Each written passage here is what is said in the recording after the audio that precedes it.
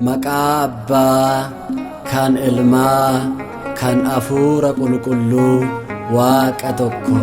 Ameen. Sillaasee uumaa keenya tokkos sadiis jennee ni waaqeffanna.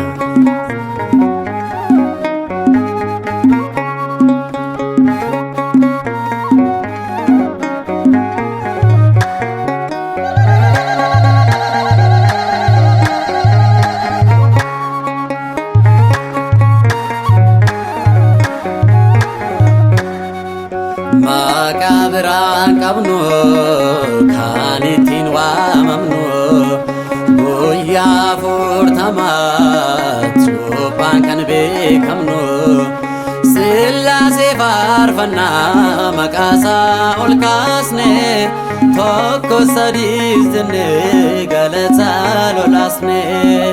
Sillaasee faarfannaa maqaasaa ol kaasne tokko sadiis jennee galataa lolaasne.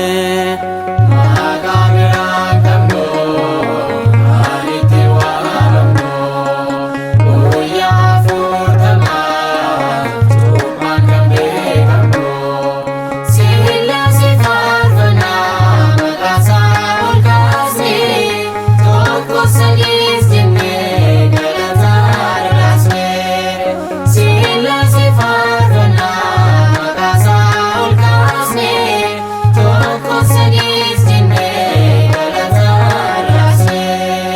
Maqaa biraan qabnu kan ittiin waamamnu guyyaa 80 cuuphaan kan beekamnu Sillaasee faarfannaa maqaasaa ol kaasne tokko sadiis jennee galataa lolaasne.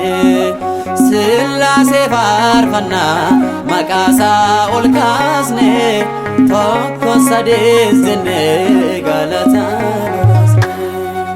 Maqaa biraan qabnu kan ittiin waamamnu guyyaa 80 cuuphaan kan beekamnu Sillaasee faarfannaa maqaasaa ol kaasne tokko sadiis jennee galataa lolaasne.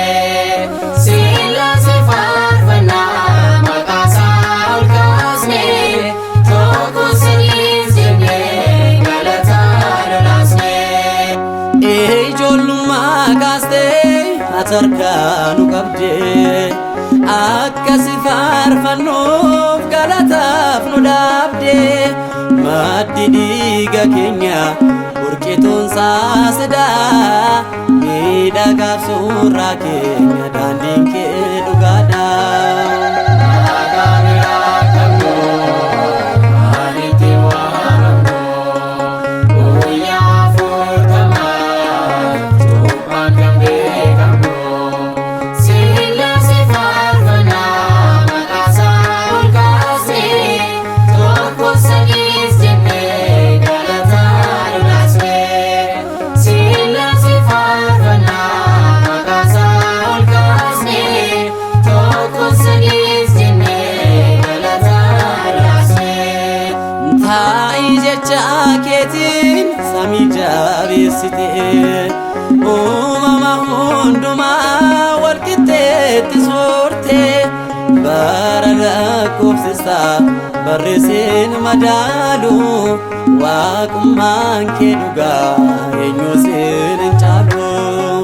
Maqaa biraan qabnu kan ittiin waamamnu guyyaa 80 cuuphaan kan beekamnu Sillaasee faarfannaa maqaasaa ol kaasne tokko sadiis jennee galataa lolaasne.